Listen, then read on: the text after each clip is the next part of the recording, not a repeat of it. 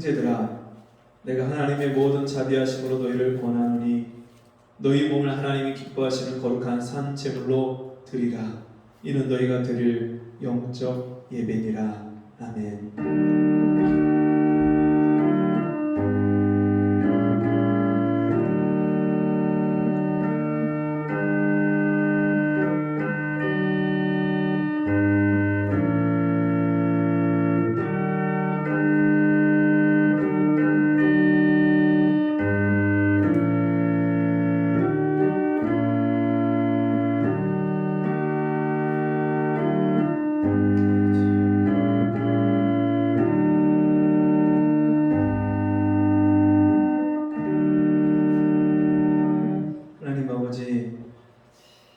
허물과 죄로 죽었던 우리를 살리시고 하나님의 자녀 삼아주시고 복된 주일에 함께 이 은혜와 사랑을 받은 성도들과 함께 모여서 주님을 예배하고 경배하게 하시니 감사합니다.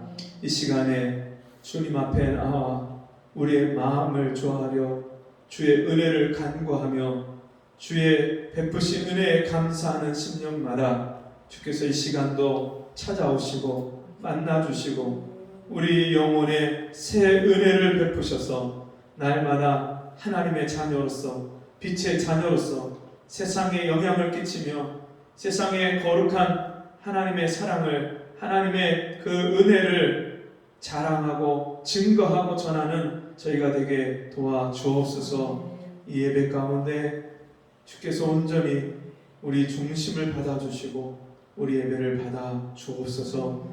예수님의 이름으로 간절히 기도하옵나이다. 아멘.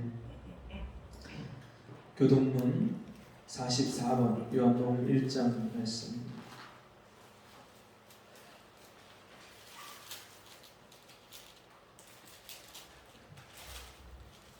교동문 44번.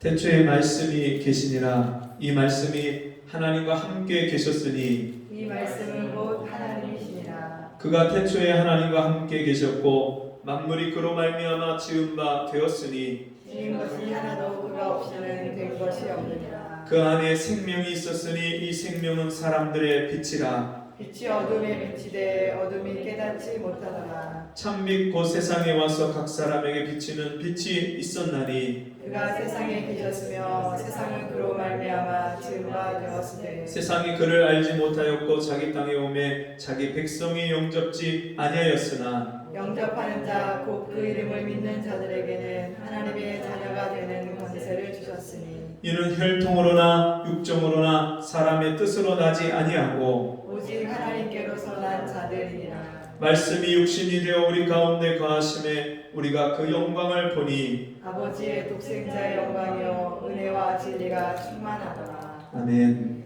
찬송 52장 찬송하시겠습니다.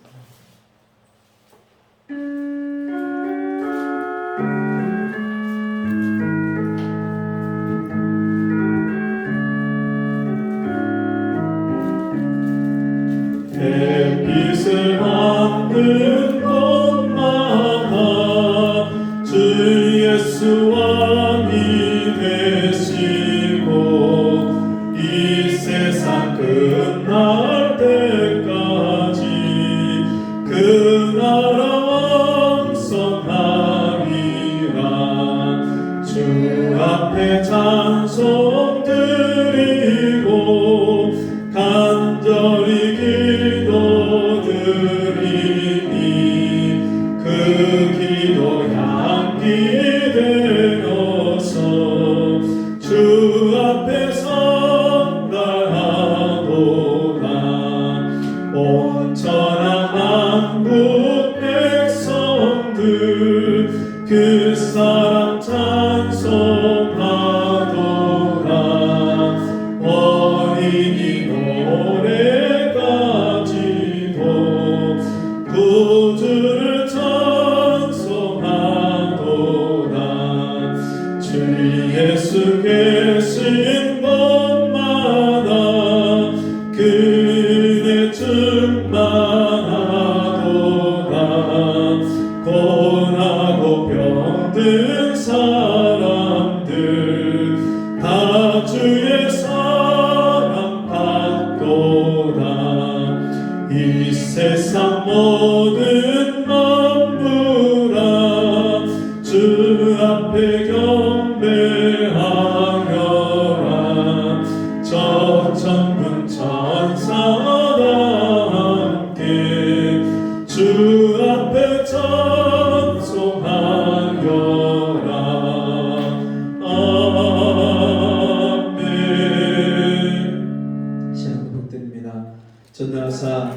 천지를 만드신 하나님 아버지를 내가 믿사오며 그 외아들 우리 주 예수 그리스도를 믿사오니 이는 성령을 잉태하사 동정녀 마리아에게 나시고 본디오 빌라도에게 고난을 받으사 십자가에 못 박혀 죽으시고 장사한 지 사흘 만에 죽은 자 가운데서 다시 살아나시며 하늘에 오르사 전능하신 하나님 우편에 앉으시다가 저리로서 산 자와 죽은 자를 심판하러 오시리라. 성령을 믿사오며 거룩한 공예와 성도와 서로 교통하는 것과 죄를 사하여 주시는 것과 몸이 다시 사는 것과 영원히 사는 것을 믿사옵나이다. 아멘. 자리에 앉으셔서 찬송 101장 찬송하시겠습니다.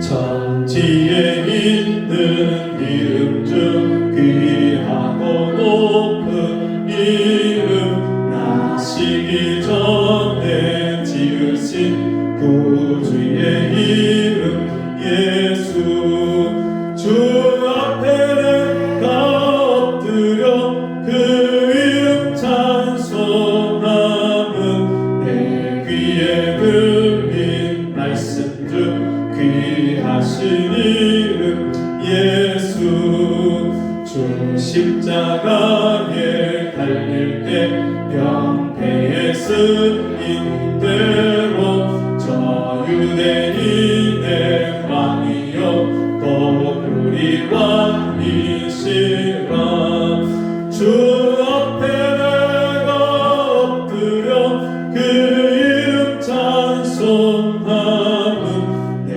귀에 들린 말씀 중 귀하신 이름 예수 지금도 살아 계셔서 언제나 하시는 일 나 같은 죄인 부르사 장소함 주시도다 주 앞에 내가 엎드려 그 이름 찬송함은 내 귀에 들린 말씀 중 귀하신 이름 예수 주 예수께서 영원히 어제나 오늘이나 그 이름으로 우리에게 장복을 내리신다 주 앞에 내가 엎드려 그 이름 찬송함은 귀에 들린 말씀 중 귀하신 이름 예수 아멘. 기도하겠습니다. 하나님 아버지, 오늘도 우리를 부르셔서 나를 구원하신 주님을 찬양하게 하시고 주의 은혜에 감사하게 하시고 오늘도 그 은혜로 말미암아 내 모든 삶을 주관하시고 다스리시는 아버지 앞에 나와 예배하게 하심을 감사합니다.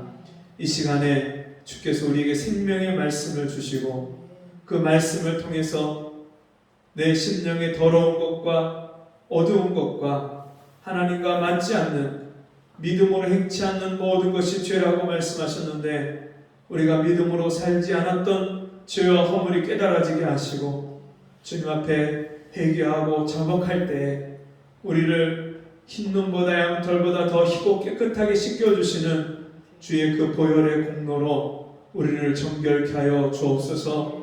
주님, 코로나로 인하여서 어려움 가운데 있는 영혼들 주여 불쌍히 여겨주시고 주님 이 어려운 때에 하나님을 의지하고 하나님을 찾게 하셔서 하나님이 베푸신 은혜와 긍휼을 받고 하나님이 도우시는 그 사랑을 받아서 이 어려운 때를 믿음으로 이겨나갈 수 있도록 주여 이 땅에 긍휼을 베풀어 주옵소서. 우리 믿는 성도들이 먼저 세상에 빛이 되게 하시고 세상에 하나님의 자녀로서 선한 영향력을 끼치며 세상 사람들에게 하나님의 소망을 가지고 사는 사람들의 그 삶의 모습이 어떠한지를 보여주고 나타낼 수 있는 귀한 우리 성도들 될 수 있도록 은혜 베풀어 주옵소서. 이 시간도 말씀을 사모합니다. 주여, 우리 심령 가운데 사모하는 영혼을 만족케 하시고 주린 영혼에게 좋은 것으로 채우신다고 하신 그 약속대로 우리에게 풍성한 하늘의 양식으로 우리를 만나주시고 먹여 주옵소서. 예수님 이름으로 간절히 기도하옵나이다. 아멘. 성경 말씀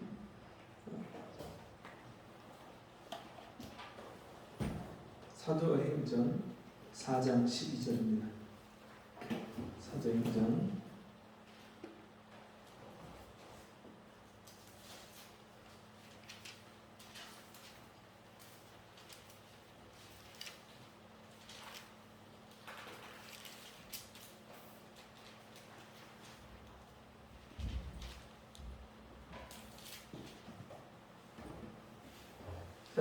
4장 12절 같이 읽습니다. 시작. 다른 이로서는 구원을 얻을 수 없나니 천하인간의 구원을 얻을 만한 다른 이름을 우리에게 주신 일이 없음이니라 하였더라. 아멘. 우리 따라서 해보겠습니다. 유일한 구원의 이름 예수. 유일한 구원의 이름 예수. 아멘. 이 유일한 하니까 제가 천안에 있을 때 전도에서 예수 믿었던 형제의 이름이 유일한이에요. 유일한. 그래서 그 이름이 생각이 나는데, 유일한, 단 한 가지, 단 오직 하나의 구원의 길이 있는데 그 길이 예수다. 오는 그런 말씀입니다. 여러분 요즘에 혹시 재난지원금 받으셨나요? 네. 얼마 받으셨어요? 1인당 25만 원. 경기도는 88% 이상, 나머지 못 받은 사람 12%도 다 준다. 그래서 그것 때문에 왜 빼고 주냐? 다 줘야지. 그러면 이게 재난지원금이 무슨 의미가 있느냐?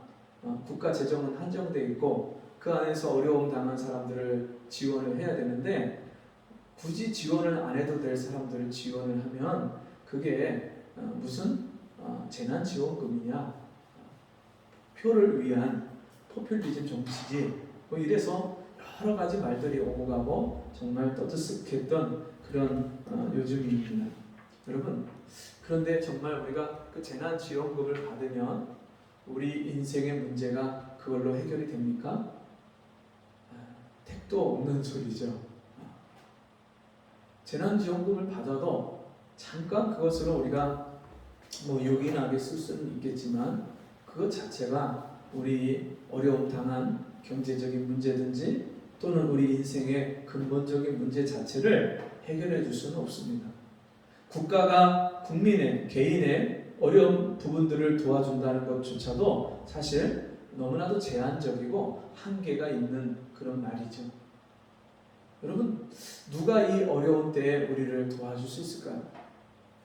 삼포 세대라는 신조어가 나왔을 때 연애를 포기하고 결혼을 포기하고, 연애와 결혼을 안 하니까 아이 낳을 일이 없죠. 그러니까 아이 낳는 거, 출산도 포기한다.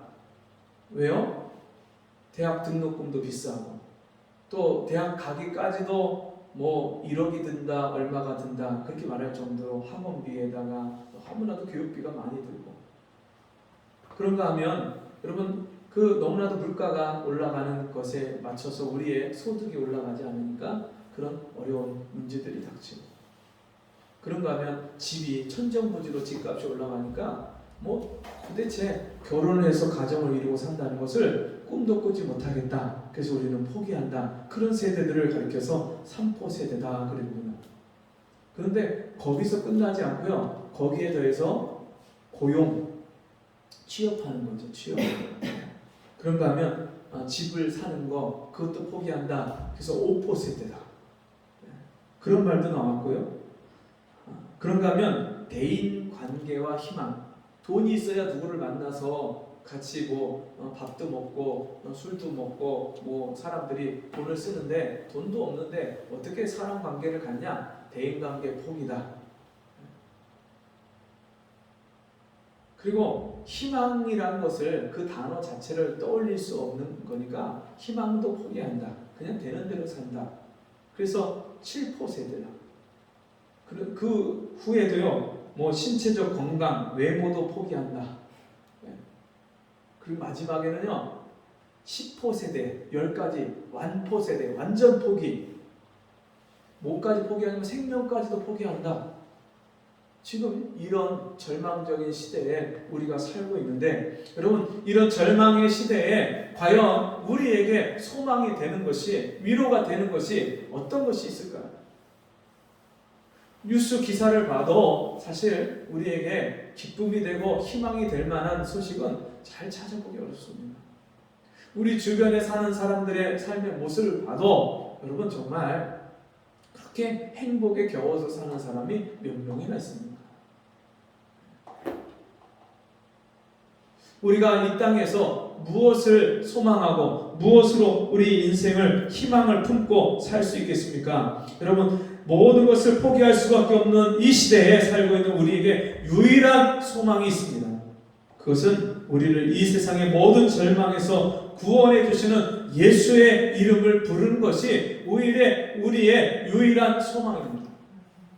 오늘 우리가 읽은 이 사도행전 4장 12절 본문의 말씀, 다른 이로서는 구원을 얻을 수 없나니 천하 인간의 구원을 얻을 만한 다른 이름을 우리에게 주신 일이 없음이니라 하였더라. 이 말씀이 나온 배경이 뭐냐면 성전 미문에서 40살이 넘도록 평생 일어나 보지 못하고 태어날 때부터 장애를 가지고 태어나서 성전 미문에서 다른 사람에게 구걸을 해서 돈을 받아서 그것으로 먹고 사는 그 성전 미문까지도 자기 힘으로 가지 못하고 누군가 데려다 주지 않으면 그 일조차도 할 수 없는 전혀 희망이 없고 소망이 없는 그냥 평생 자기는 그렇게 불구로 태어나서 장애를 가지고 평생을 살다가 남에게 도움을 받고 살다가 그렇게 인생을 마쳐야 되는 그런 비참한 인생, 절망적인 인생을 사는 한 사람이 어느 날 성전으로 올라가는 베드로와 사도들을 보고 똑같이 오늘 저 사람이 나에게 돈을 줄까?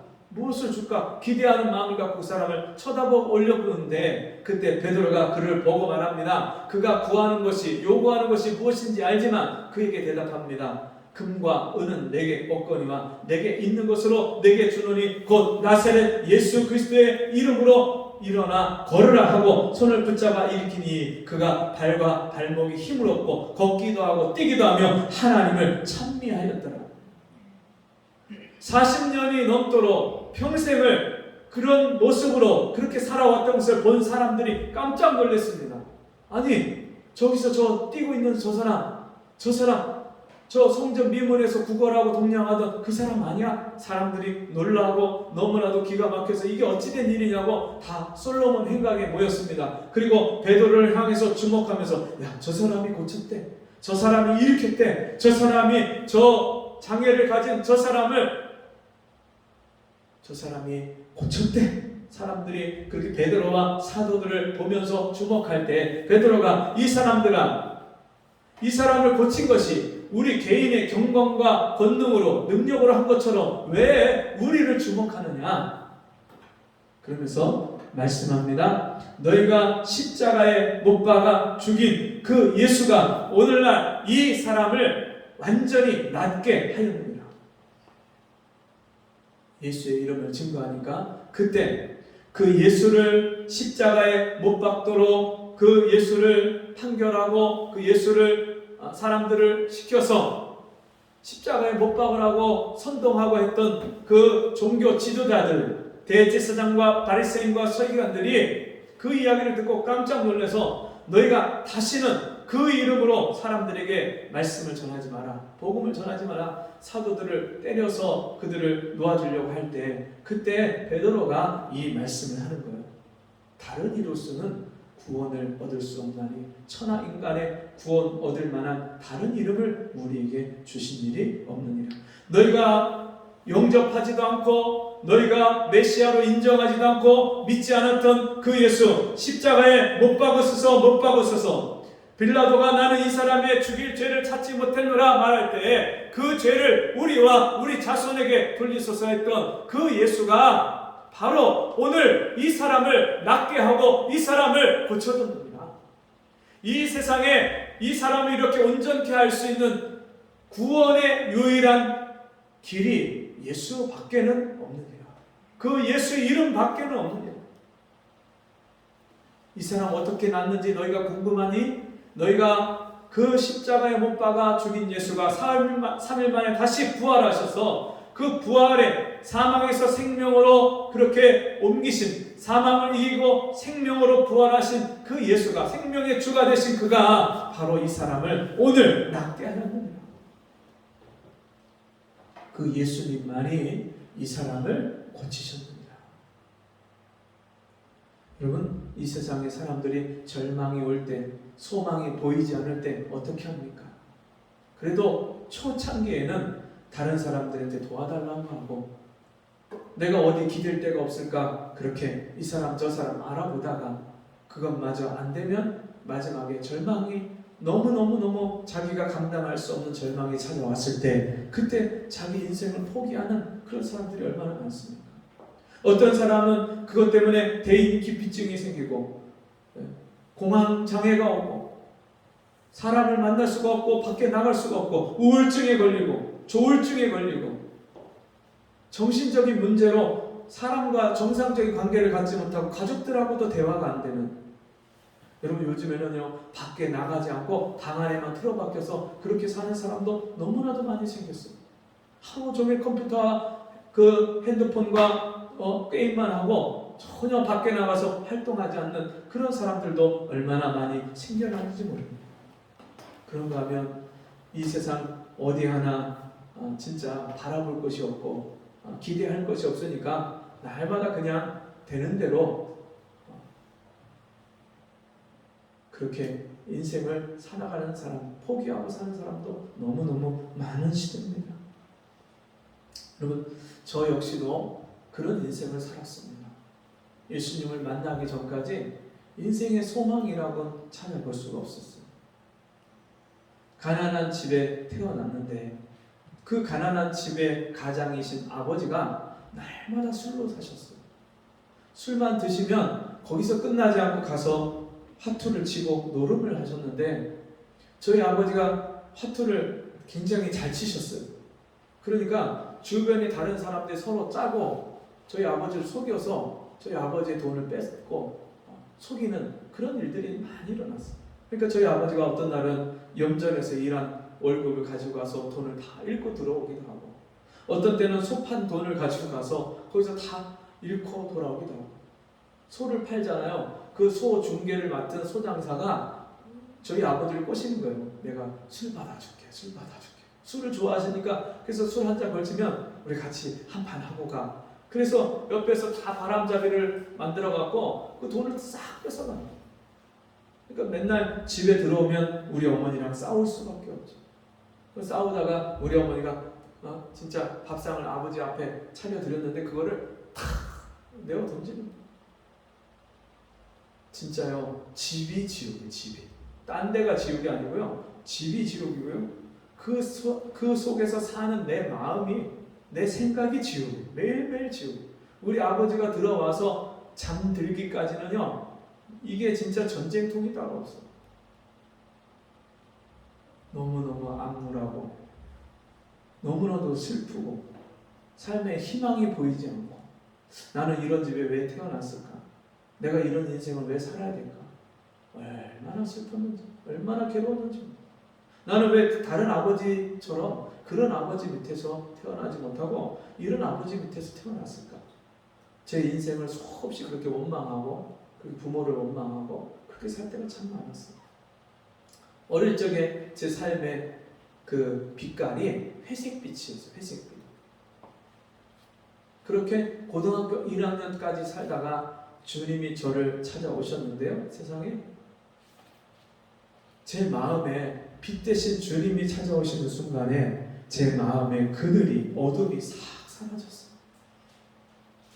예수 믿고 예수의 생명이 내 안에 들어오셔서 내가 예수의 생명으로 거듭난 순간에 세상이 달라 보이기 시작합니다. 원망스럽고 믿고 보기 싫었던 그 아버지가 불쌍하고 용서가 되고 사랑이 가기 시작합니다. 그 아버지를 위해서 기도하기 시작합니다. 우리 아버지도 내가 만난 예수, 나를 구원해 주신 예수, 이 예수의 이름을 알았더라면 우리 아버지가 저런 인생을 안 사셨을 텐데 너무 안타까우니까 그날부터 우리 아버지, 어머니, 형님, 누님을 위해서 눈물로 기도하기 시작합니다. 주님, 내 안에 있는 이 기쁨, 이 소망, 이 천국에 대한 이 확실한 소망, 주님, 우리 식구들도 좀 이 은혜를 알게 해주세요. 나처럼 어둠 속에서 이제 빛 가운데로 나올 수 있게 해주세요. 만나는 사람을 제가 처음 보는 사람 무조건 얼굴만 보면 이 사람은 예수 믿을까? 이 사람은 구원받았을까? 이 사람은 내게 있는 이 기쁨이, 이 소망이, 죄 용서받은 이 기쁨과 은혜가 이 사람에게 있을까? 늘 이게 첫 번째 질문, 제 마음에 궁금한 거예요. 예수 믿으세요? 예수 믿습니까? 친구한테도 예수 믿자. 우리 예수 믿자. 너 내가 믿는 하나님, 나를 만나주신 예수님, 너도 믿어봐. 이게 자연스럽게 나와요. 자연스럽게. 누가 전도는 이렇게 하는 겁니다. 가르쳐주지 않아도요. 내가 예수 만나고 너무 기쁘니까. 그리고 예수님과 함께 사니까. 내 마음에 근심, 염려, 걱정이 사라져버리니까 염려, 근심, 걱정을 가지고 사는 사람을 만나면 자동적으로 그냥 예수 믿으라는 말이 자동으로 나오는 거예요. 자동. 여러분, 하루 눈을 뜨면 여러분에게 하루에 목표가 있고 소망이 있습니까? 오늘 내가 살아야 될 이유가 있습니까? 예수를 믿고 거듭나고 주님이 나를 살려주시고 건져주시는 이 은혜를 받고 나면요, 하루를 눈을 뜨면 그날 하루 살아야 될 이유와 소망이 있어요. 아무리 인생의 절망적인 환경과 상황이 닥쳐도 절대 거기서 낙심하지 않아요. 왜요? 나를 낙심하도록 주님이 그렇게 내버려 두시지 않고 나를 붙잡아 일으켜주세요. 내가 연약해서 넘어질 때 주님이 일으켜주세요. 그리고 주님 나와 함께 계시는 것을 보여주시고 알려주시고 가르쳐주세요. 내 능력과 내 힘으로 할 수 없는 일이 나에게 닥쳤을 때, 내 능력 밖의 일이 나에게 닥쳤을 때 세상 사람들은 그게 인생의 짐이 되고 근심거리가 되고 염려 걱정거리가 되는데, 여러분, 나는 그게 기도의 제목이 돼서 주님께 다 기도하고 맡기면요, 언제 그랬냐는 듯이 그 모든 게 다 사라져요. 그리고 얼마 지나지 않아서 보면 그 모든 문제를요, 주님이 다 해결해 주셨어요. 너무 기가 막히게 해결해 주셨어요. 제가 결혼을 앞두고서는 신학교 3학년 2월 달에 결혼을 했는데, 신학교 2학년 말이 될 때까지 제가 돈 벌어놓고 모아놓은 게 전혀 없어요. 당장 이제 결혼이 코앞인데 집도 없고 아무것도 없어요. 근데 제 마음에 염려, 근심이 안 돼요. 단지 제가 밤에 저녁에 가서 기도하고 그 산에서 내려오다 보면 그 앞에, 학교 앞에 아파트가 주공 아파트를 짓고 있었는데, 그 주공 아파트를 보면서 제가 주님한테 그냥 그렇게 물어봤어요. 주님, 저렇게 집이 많이 지어지고 있는데 제가 살 집은 어디예요? 저는 어디 살아야 돼요? 주님한테 그냥 기도하고 내려오면서 몇 번 그렇게 질문을 던지고 물어봤어요. 물론 주님이 즉각 응답해 주시고 대답해 주시지는 않았어요. 그러면서 이제 연말이 돼서 임박해서 이제 결혼이 코앞으로 한 2달 남짓, 2달, 석 달도 채 안 남았을 때 제가 그냥 학교 근처에, 어차피 학교를 2년을 더 다녀야 되니까 학교 근처에 집을 좀 알아봐야 되겠다. 집값이 얼마나 하는지 그 가격이라도 좀 알아봐야 되겠다. 제가 그렇게 그런 마음을 갖고 학교 앞에 부동산을 갔어요. 가서 그 부동산을 가서 물어보고 집값을 물어보는데, 거기 있는 분이, 사장님이 뭐라고 얘기했냐면, 요 앞에 방금 전에 분양 이제 임대가 끝난 그 분양이 아직 다 끝나지 않고 맨 꼭대기층하고 맨 아래층하고 남았대요. 그건 아직 사람들이 잘 선호하지 않아서 맨 꼭대기층하고 아래층하고 남았는데, 가격이 보증금 2천에 월 몇만 얼마라고 그렇게 얘기를 하는데 너무너무 저렴하고 싼 거예요. 세상에 그 학교 주변의 집값이 워낙 비싼데 너무너무 싸게 나오는 거예요. 어떻게 저렇게 싸게 나왔을까 싶을 정도로 너무 저렴하게 나왔어요. 그래서 제가 그래도 형님하고 상의는 드려야 되겠다 해서 저희 형님한테 전화를 드렸어요. 근데 저희 형님이 전화 통화 딱 그 이야기를 들으면서 제가 설명을 하니까 저희 형님이 하는 말이 네가 보기에 괜찮으면 바로 계약을 해. 내가 돈 바로 붙여줄게. 제가 기도하고 형님한테 전화를 했는데 바로 그 자리에서 형님이 그 돈을 그냥 보내주시죠. 바로 즉시. 근데 저희 형님 성격이 원래 그런 분이 아니거든요. 어떤 일에 대해서 바로바로 결정하시는 분이 아니고 한참 생각을 하고 오래 있다가 얘기를 하시는 분인데 그 즉시 바로 그렇게 응답이 왔고 대답이 왔어요. 근데 제가 나중에 그 집에 들어가서 살면서 돌아보니까 하나님이 제가 기도한 제목 하나님 다 들어주셨더라고요. 제가 그때 교회를 이제 전에 다니던 교회를 사임할 수밖에 없어서 새로 교회를 사역지를 정할 때인데 그때 사역지를 놓고 기도하면서 제가 하나님 앞에 그런 기도를 했어요. 하나님, 제가 아직도 2년을 학교를 더 다녀야 되는데 제가 학교 근처에 다닐 수 있는 섬길 수 있는 그런 교회를 주세요. 그리고 정말 내가 하나님께 받은 사랑, 그 십자가의 복음을 마음껏 복음 전도를 하고 함께 같은 마음으로 같은 사랑으로 서로 사랑하고 기도할 수 있는 그런 교회를 저에게 허락해 주세요. 제가 그렇게 기도하고 있는데 어느 날 저희 집사람이 제가 2학년 대학교 2학년 학부 2학년 마지막 기말고사 때 그 천안에 내려와서 이제 결혼을 앞두고 자기가 잠깐 동안은 유치원을 다녀야 되니까 내가 학교를 다니고 있으니까 유치원을 다니겠다고 말을 하고 그 새로 개원하는 유치원 원장님을 소개받는 그 자리에 왔다는 거예요. 그래서 저는 시험 기간이니까 당신이 그 원장님 만나고 가라고, 나는 시험 보겠다고, 다 끝나면 연락하자고. 그리고서는 시험을 치고 있는데 그룹 시험인데 조를 나눠서 같이 토의를 하고 제가 이제 글을 쓰고 있는데 한 절반쯤 썼는데 제 마음에 내가 그 자리에 나가야 되겠다는 급한 마음이 막 드는 거예요.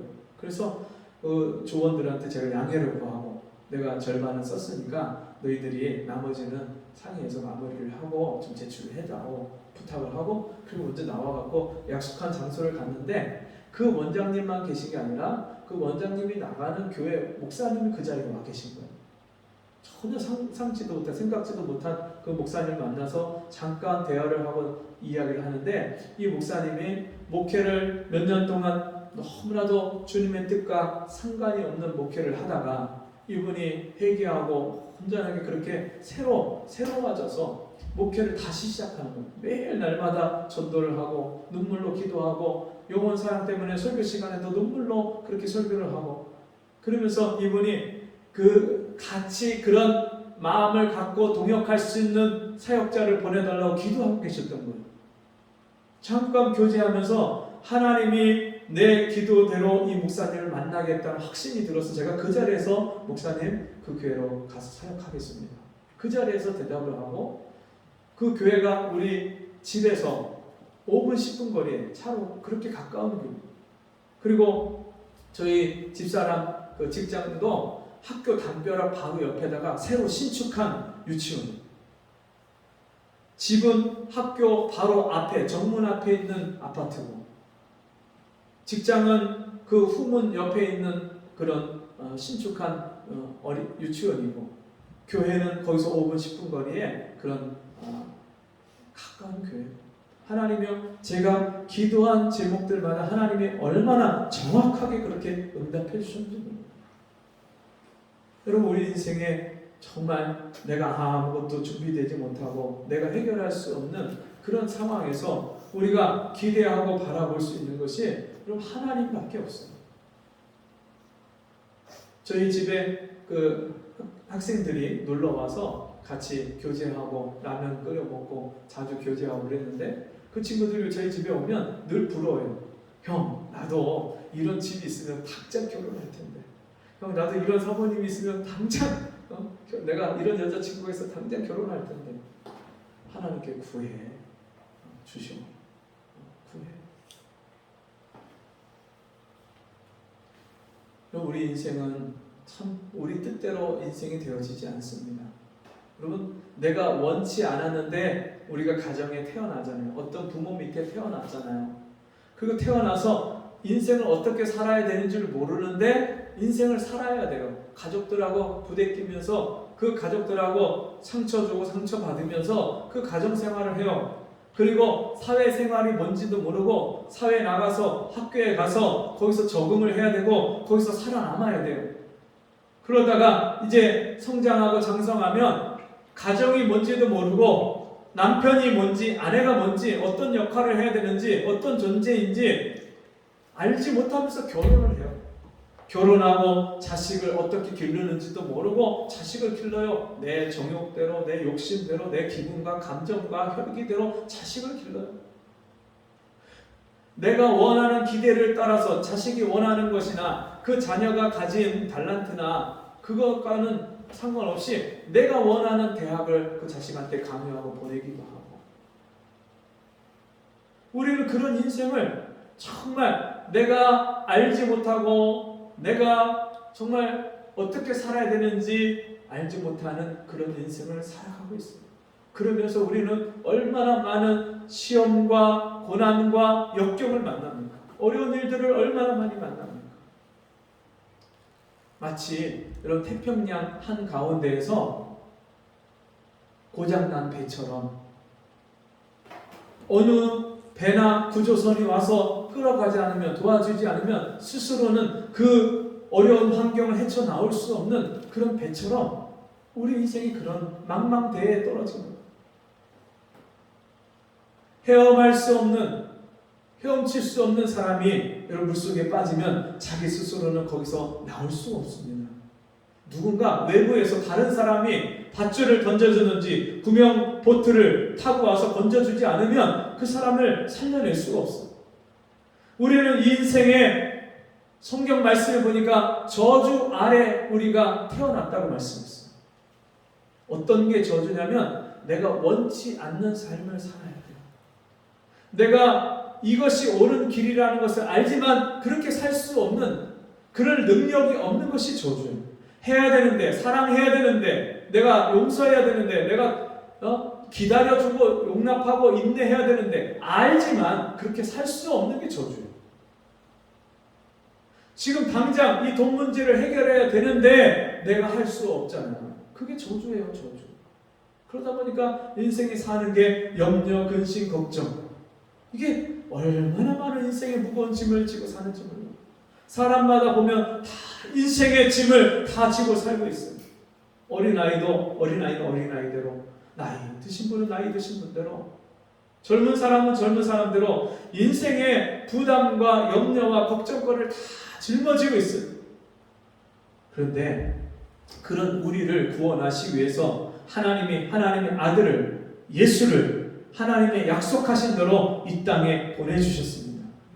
여자의 후손으로, 아브라함의 자손으로, 다윗의 자손으로 이 땅에 메시아가, 그리스도가 하나님이 정하신 때에 이 땅에 오셔서 나 같은 죄인을 위해서 자신을 희생해서 십자가에서 우리가 받아야 될 저주와 심판과 정죄와 형벌을 십자가에서 대신 다 받아주셨습니다. 죄의 삭은 사망이요, 죄값을 반드시 갚아야 되는데 여러분, 그 죄값이 사망이에요. 우리가 죽어야만 그 죄값을 갚을 수 있는데 우리가 죽으면 아무 소용이 없잖아요. 그리고 이미 우리는 영적으로 죽은 상태에서 태어났어요. 하나님의 생명을 잃어버렸고 하나님과의 관계가 단절되었고 영원히 살 수 없는 그런 존재, 하나님의 생명을 잃어버린 존재로 태어났어요. 그러다 보니까 우리가 육신만 가지고, 육체 가지고 사는 인생이 전부라고 생각하고 그것을 목적하고 사는 존재가 됐어요. 내가 해결할 수 없는 문제를 가지고 살고, 내 문제도 해결할 수 없는데 자식 문제도 해결해 줘야 돼요. 이게 얼마나 고통이고 얼마나 아픔입니까?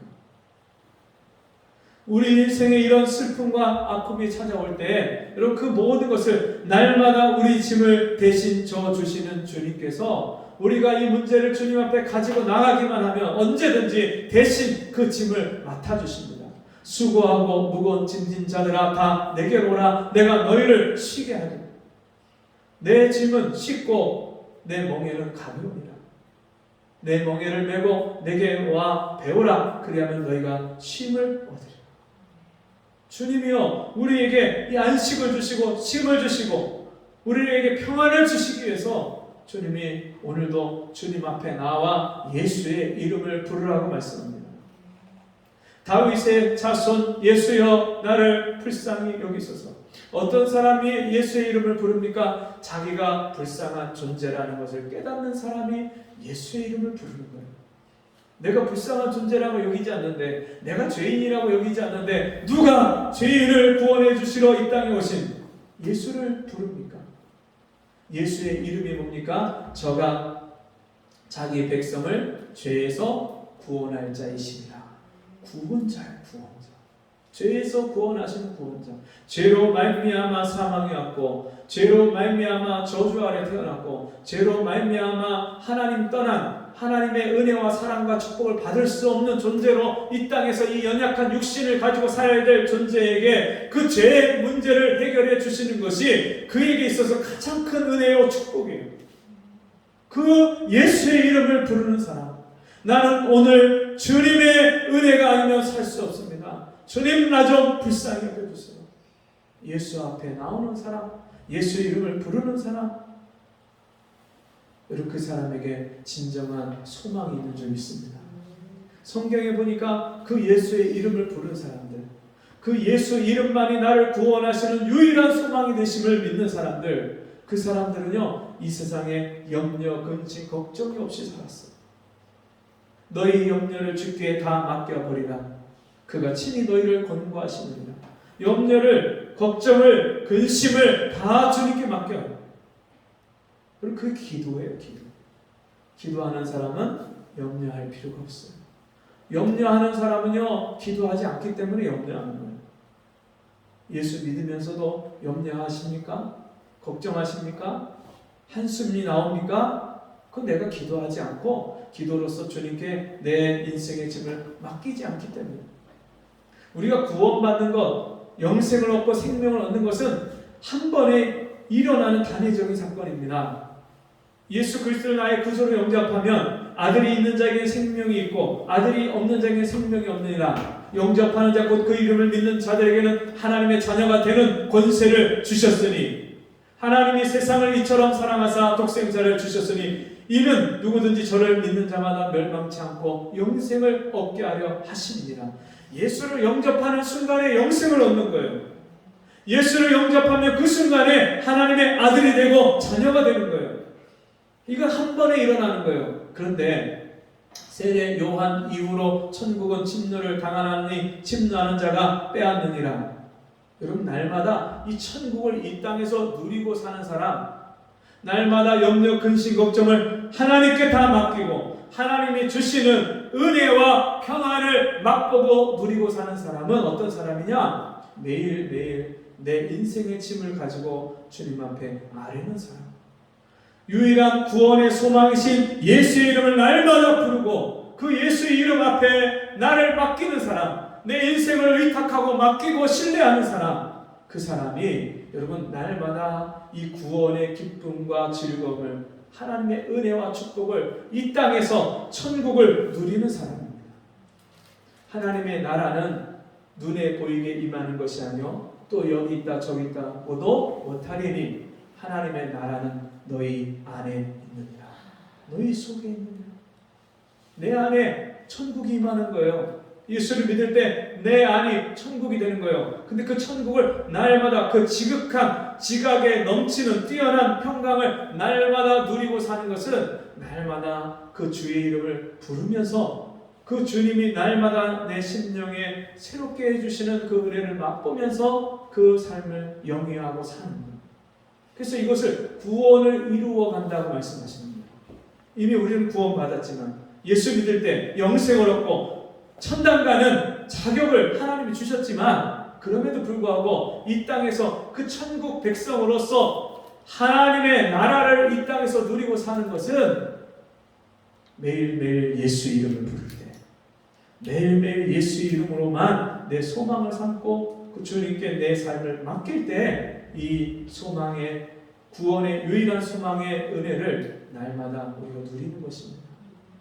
제가 예수 믿는다고 하는 분들 중에, 교회를 다닌다고 하는 분들 중에 아직도 매일매일 매 순간마다 예수의 이름을 부르지 않는 사람들을 보면 너무나도 안타까워요. 예수의 이름을 부르면 되는데 왜 부르지?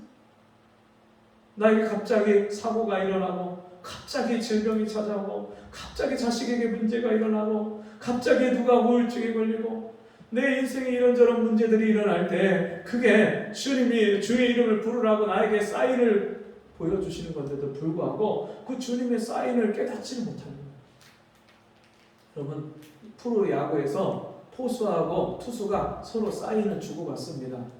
막 손으로다가 정신없이 사인을 주고받는데 그 투수가 포수의 사인을 모르면요, 포수가 던지라는 곳에 던지지 못해요. 엉뚱한 곳에 던져갖고 안타도 맞고 홈런도 맞는 거예요.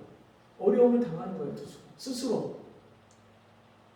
사인을 감독이 그 포수에게, 투수에게, 또 거기 있는 다른 선수들에게 감독이 사인을, 코치를 사인을 보낼 때 그걸 모르면요, 그 게임을 다 망치는 거예요. 우리 인생을 망치는 게요, 하나님이 우리에게 사인을 주실 때 그 사인을 빨리 캐치하지 못하면 인생을 망치는 거예요. 어려움을 당하면서도 내가 왜 이런 어려움을 당하는지 알지를 못하는 거예요. 너무너무 안타까워요. 여러분, 우리 인생이 얼마큼 살까요? 인생이 70이요. 강건하면 80이라도. 인생 70, 80 살아요. 물론 더 요즘에는 수명이 조금 더 연장돼서 더 사는 분들도 있어요. 그런데 여러분, 그 더 수명이 연장돼서 산다고 해도 좀 나이 먹고 몸 아프고 오래 살아봐야 자식이 먼저 죽고 슬픈 일을 더 많이 보는 거, 이게 우리 앞에 놓여진 현실이잖아요. 장수가 무조건 다 축복은 아니에요. 매일같이 그런 슬픈 일을 많이 보면서 오래 살아봐야 그럼 그게 무슨 축복이겠어요. 근데 이런 진짜 하나님께 소망을 두고 예수의 이름을 날마다 부르며 사는 사람은요, 내 노년에 하나님이 다 평안하게 하셔요. 하나님이 그 자녀들을 복되게 하셔요. 들어와도 복을 받고 나가도 복을 받고, 위에 있게 하고 아래에 있지 아니하게 하시고, 머리가 되고 꼬리가 되지 않게 하시고, 그 떡반죽 그릇이 복을 받게 하시고, 그 소유가, 그 밭이, 그 과실나무가 복을 받게 하실 것이라고 주님이 약속하셨기 때문에 날마다 예수의 이름을 부르는 자의 자녀가 복되고요, 그 기업이 복되고요, 그 삶이 복된 거예요. 여러분, 예수의 이름을 부르고 사십니까? 아침에 일어나서 여러분 제일 먼저 내 입에서 나오는 것이 예수님, 주여, 아버지. 여러분, 인생의 막막한 일을 만날 때 제일 먼저 누구를 찾습니까? 어머니, 엄마, 아빠. 엄마야, 아빠야. 그리고 진짜 우리의 영의 아버지, 영원한 아버지, 하나님 아버지를 그렇게 찾으십니까? 어린아이가 위험한 일을 당하면, 배가 고프면, 무슨 일이 자기의 필요가 있으면 엄마, 엄마 찾듯이 그렇게 주의 이름을, 예수 이름을, 아버지를 계속해서 찾고 있냔 말이에요. 유일한 구원의 소망의 이름이신 예수를 날마다 부르고 찾는 거예요. 어느 집사님 부부가, 성도님이 귀신이 들려서 하루에 몇 번씩 간질을 하고 유리창을 깨고 그 위에서 간질을 하면 온몸에 유리 파편이 박혀갖고 병원 응급실에 실려가고 그런 가정이 있었어요. 저하고 담임 목사님하고 같이 제가 부교육자로 있을 때 그 집에 신방을 갔어요. 그 신방을 갔는데 그 집이 얼마나 안타까운지. 벌써 이미 여러 번 그렇게 응급실에 다녔고 이분 얼굴이나 몸이 성한 데가 없어요. 여기저기 그 상처 자국이 있고, 근데 그날 그 며칠 전에도 또 그렇게 해서 우리가 신방을 갔어요. 그 다음날 바로 신방을 가서 그분을 만나는데 얼마나 불쌍하고 안타까운지.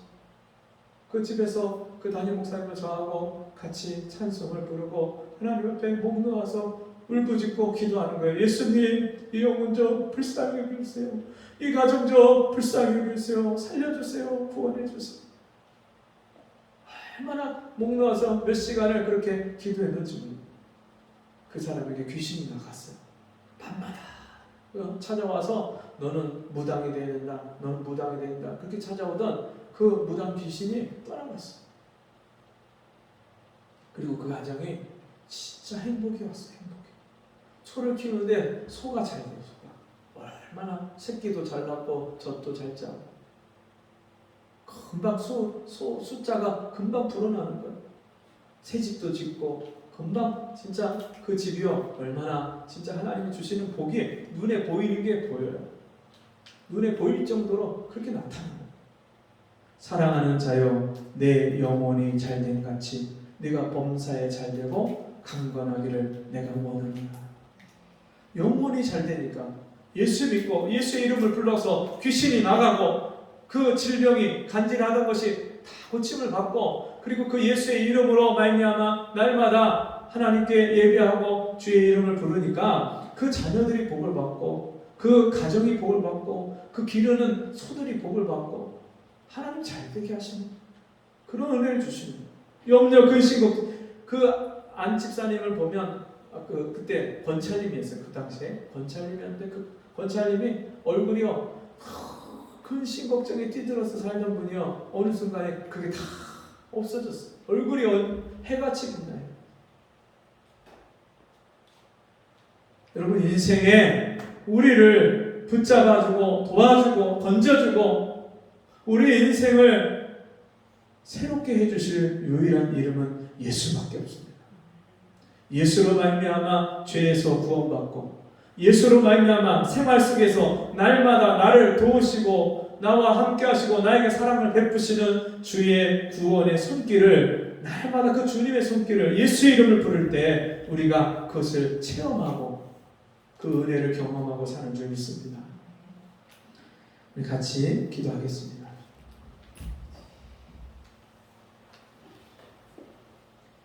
하나님 아버지, 40여 년 동안 걸을 수 없었고 인생에 소망이 보이지 않고 내가 내 힘으로 일어나서 무엇을 할 수 있다고 생각한 적이 한 번도 없는 절망과 낙심 가운데 살던 영혼을 하나님이 찾아오셔서 베드로를 통해서 나사렛 예수 그리스도의 이름을 그에게 전해주시고 그 이름으로 일어나 걸으라고 말씀할 때 그가 그 절망과 인생의 무거운 짐을 다 벗어 던지고 예수의 이름으로 말미암아 다리가 온전해져서 그가 이제 예수 믿고 구원받고 새 생명 얻는 것뿐만 아니라 이제는 정말 예수 안에서 자기 인생의 하나님 모든 문제들을 해결해 주시고 생활에 구원해 주신 것 때문에 기뻐 뛰며 하나님을 찬미하고 찬송하였던 그 삶의 모습처럼 주여 나에게도 날마다 이 예수의 이름을 부르는 삶이 날마다 계속 되어지게 해주시고 우리 주변에 이 예수의 이름을 알지 못하는 사람들에게 예수의 이름을 증거하고 전하며 저들에게 소망을 전해줄 수 있는 우리 모두가 되게 도와주옵소서. 예수님의 이름으로 간절히 기도합니다. 아멘. 명절입니다.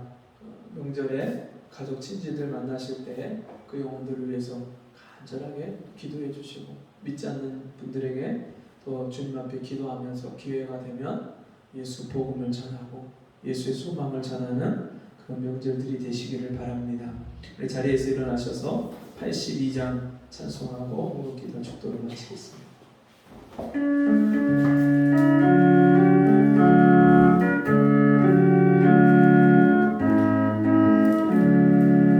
나의 기쁨 나의 소망 되시며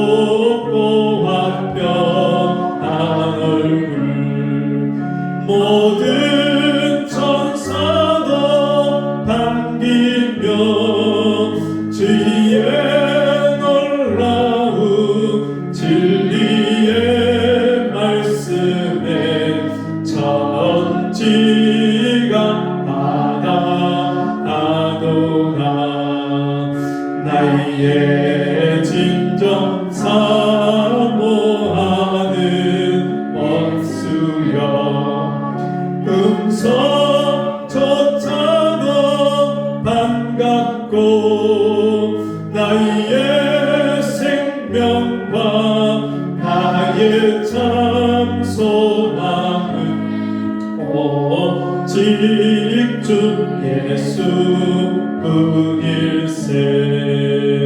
아멘.